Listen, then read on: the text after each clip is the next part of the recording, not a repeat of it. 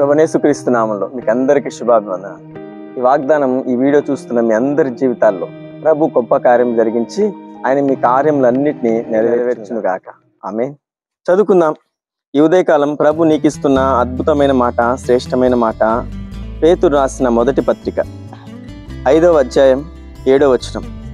ఆయన మిమ్మల్ని గూర్చి చింతించుచున్నాడు గనుక మీ చింత యావత్తు ఆయన మీద వేయుడి. దేవునికి స్తుతి కలుగును గాక. మీ చింత యావత్తు ఎవరి మీద వేయాలి? ఎవరి మీద వేసినా ఎవరు మోయలేరండి. కానీ యేసుక్రీస్తు ప్రభువుకు నీ బాధ, నీ వేదన, నీ రోగం, నీ స్థితిగతులన్నీ ఆయనకు చెప్పి నీ భారమంతా ఆయనకు అప్పగిస్తే ఆయన అంటున్నాడు, నీ భారమంతా నేను మోస్తాను. కల్వరి శిలువలో మనందరి భారం ఆయన మోసాడు, మనందరి పాపం ఆయన మోసాడు. ఆయన అందరి భారం మోసుకొని మన జీవితాలన్నిటినీ వెలిగించి మన మీదున్న భారం తీసివేసి మనం తేలికపరిచాడు. చూడండి, మన స్థితిగతులు చాలా విషయాల్లో మనం భయపడతాం, అధైర్యపడతాం, చింతలోకి వెళ్ళిపోతాం, చాలా దిగులు పడతాం.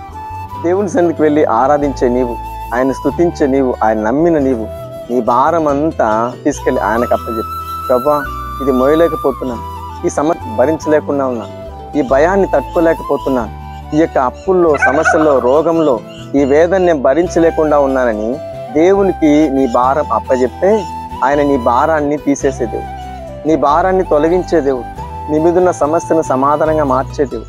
చూడండి, రిబ్కా గర్భవతి అయినప్పుడు ఆమె ప్రసవ వేదనలు దగ్గర పడుతున్నప్పుడు ఆ గర్భంలో ఇద్దరు ఆ శిశువులు గొడవ పడుతున్నారు.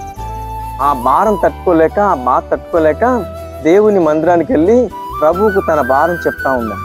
అయ్యే, ఈ వేదన నేను భరించలేకుండా ఉన్నాను, ఈ స్థితి నాకు వద్దు నాయన, ఈ సమస్య తట్టుకోలేకపోతున్నాను, ఈ గర్భం నేను ఈ బాధ, ఈ నొప్పిని తట్టుకోలేకపోతున్నానని దేవుడి దగ్గరికి వెళ్ళి ఆ సమస్యను, ఆ భారాన్ని ప్రభువుకు అప్పచెప్పాను.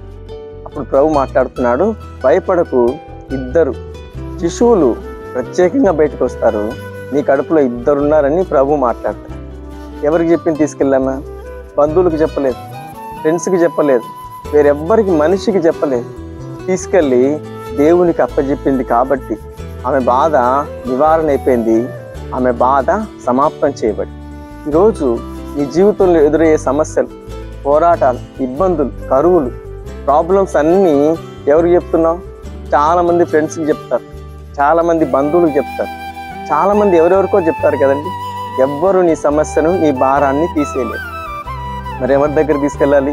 ప్రభువైన యేసుక్రీస్తు పాదాల దగ్గరికి వచ్చి ఆయన పాదాలు పట్టుకొని నువ్వు ఏడ్చి కన్నీరు విడిచి నీ భారం ఆయనకు చెప్తే ఆయన నీ కన్నీటి ప్రతి బాష్ప బిందువు తుడిచే దేవుడు, నీ స్థితిని మార్చే దేవుడు, నీ భారం అంతా తీసేసే దేవుడు.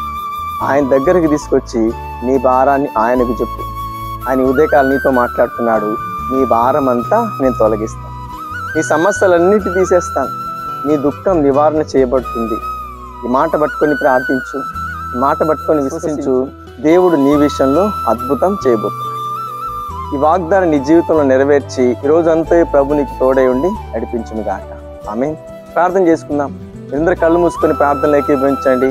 మీ అందరి కోసం నేను ప్రార్థన చేయబోతున్నాను. మహాపరిశుద్ధుడా, సర్వాధికారి, నీకు స్తోత్రములు నాయనా. ఈ మాటలు వింటున్న ప్రతి బిడ్డలు ఏ భారంలో ఉన్నారు, ఏ బాధలో ఉన్నారు, ఏ దుఃఖంలో ఉన్నారు, వారందరి దుఃఖాన్ని సంతోషంగా మార్చండి. వారి భారం తీసివేసి వారి భుజములను తేలికపరచమని ప్రార్థిస్తున్నాం. దుఃఖంలో, వేదనలో, రోగంలో ఎవరైతే ఏ బాధలో ఉన్నారో వారి బాధ అంతా తొలగించమని ప్రార్థిస్తున్నాం. వారి స్థితిని మార్చమని ప్రార్థిస్తున్నాం. ఈ మాటలు వింటున్న ప్రతి ఒక్కరికి నీ సమాధానం, నీ క్షేమం, నీ ఆశీర్వాదం, నీ నెమ్మది కలుగజేయమని ప్రార్థిస్తున్నాం. ప్రతి కుటుంబాన్ని దీవించండి, హెచ్చించండి. గొప్ప ఘనత ప్రతి బిడ్డలకు దయచేసి అన్ని విషయములలో వర్ధిల్ల చేయమని యేసు నామములో ప్రార్థిస్తున్నాం పరమ తండ్రి. ఆమేన్.